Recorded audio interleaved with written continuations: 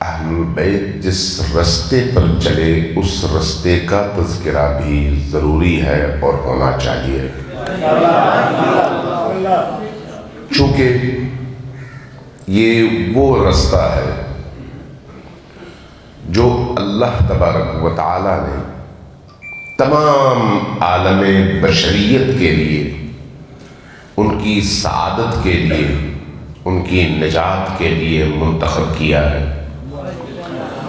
اور اس رستے کی امامت نبی کریم کے بعد جس ہستی کے ہاتھ میں دی ہے اور جس کے سپرد کیا ہے وہ علی ابن ابی طالب ہے۔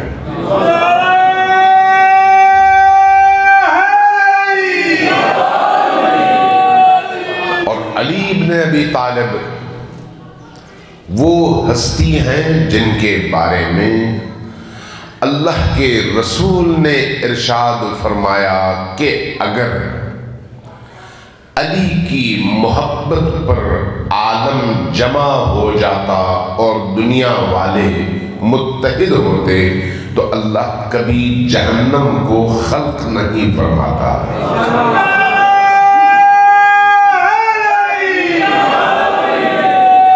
جہنم کی تخلیق کی وجہ علی سے اختلاف ہے، توجہ ہے، بہت بڑی بات ہے یہ، یعنی جہنم کی تخلیق کی وجہ کیا ہے؟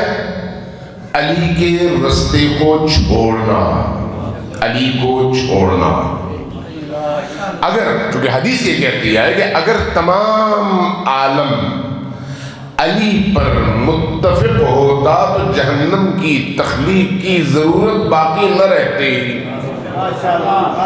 تو گویا اب ہمارے سامنے ایک بات واضح ہو گئی کہ جہنم کیا ہے؟ علی سے اختلاف۔ جہنم کسی اور چیز کا نام نہیں ہے۔ علی سے جتنا آپ دور ہوتے چلے جائیں گے جہنم میں اتنا زیادہ دھستے چلے جائیں گے۔ لہذا اب بھی اگر کوئی شخص جہنم سے نجات چاہتا ہے تو اس کا ایک ہی رستہ ہے علی کے دامن کو تھامنے۔ اللہ تبارک و تعالیٰ نے امیر المؤمنین علی ابن ابی طالب علیہ السلام کا ہاتھ پکڑ کر اونچا کر کے امت کے 1,20,000 سے زیادہ اکابر کی نگاہوں کے سامنے یہ اعلان کر کے کہ یہ علی ہے، مجھ سے ہے، میں اس سے ہوں، اور میرے بعد جو مجھے اپنا آقا، اپنا مولا، اپنا مالک، اپنا سرپرست، اپنا راہبر، اپنا امام اور اپنا قائد و رہنما مانتا ہے تو علی بھی اسی طرح سے ہے جس طرح سے میں ہوں۔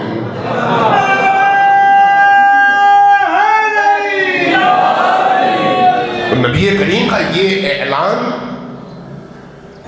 اس حقیقت کی نشاندہی تھا کہ جس نے مجھے پکڑا اور میرے پیچھے چلا وہ علی کے پیچھے اسی طرح سے چلے جس طرح سے میرے پیچھے چلتا تھا، اور اگر کسی نے علی کو پکڑ لیا تو اس نے مجھے بھی پکڑ لیا، اور اگر کسی نے علی کو چھوڑ دیا تو پھر اس کا کلمہ پڑھنا اس کے نہ دنیا میں فائدے کا باعث ہے اور نہ آخرت میں فائدے کا باعث ہے۔